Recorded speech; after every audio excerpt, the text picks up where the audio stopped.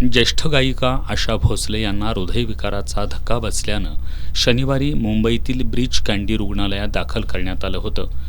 मात्र त्यांची प्रकृती गंभीर होती. अखेर आज दुपारी त्यांनी वयाच्या 92व्या वर्षी अखेरचा श्वास घेतला. आशा भोसले यांना अनेक वैद्यकीय समस्या होत्या आणि मल्टी ऑर्गन फेल्युअरमुळे त्यांचं निधन झालं. आशा भोसले यांना मल्टी ऑर्गन फेल्युअरचा त्रास होता, म्हणजेच त्यांचे अनेक अवयव निकामी झाले होते. त्यामुळं त्यांचं निधन झाल्याचं डॉक्टर प्रतीक समदानी यांनी सांगितलं. आशा भोसले या प्रसिद्ध नाट्य अभिनेते आणि शास्त्रीय गायक दीनानाथ मंगेशकर यांच्या कन्या आणि महान गायिका लता मंगेशकर यांच्या धाकट्या बहीण होत्या. 8 सप्टेंबर 1933 रोजी सांगलीत जन्मलेल्या आशाताईंनी वडील दीनानाथ मंगेशकर यांच्या संस्कारातून संगीताचे धडे घेतले. सुरुवातीच्या संघर्षानंतर त्यांनी हिंदी, मराठी, बंगाली, गुजराती, तामिळ, तेलुगू अशा 20पेक्षा अधिक भाषांमध्ये 12,000हून अधिक गाणी गायलीत.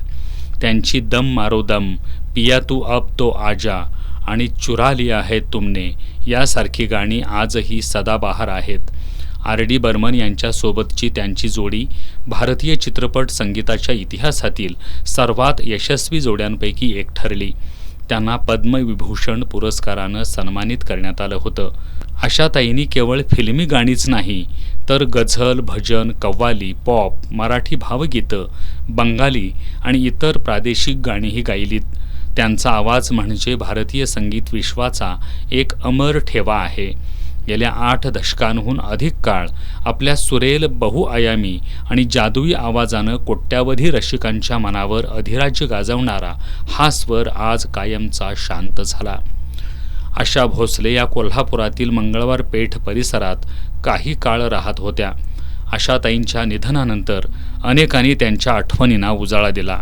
सर्वप्रथम मी कार्यकर कुटुंबातर्फे आशाताईंना भावपूर्ण श्रद्धांजली वाहतो. आमच्या इथं घरात 1940 साली राहायला आल्या. त्या 1947 साला पण आमच्या घरातच राहायला होत्या. त्यांचं बालपण सगळं आमच्या घरातच गेलेलं आहे लहानपणापासून.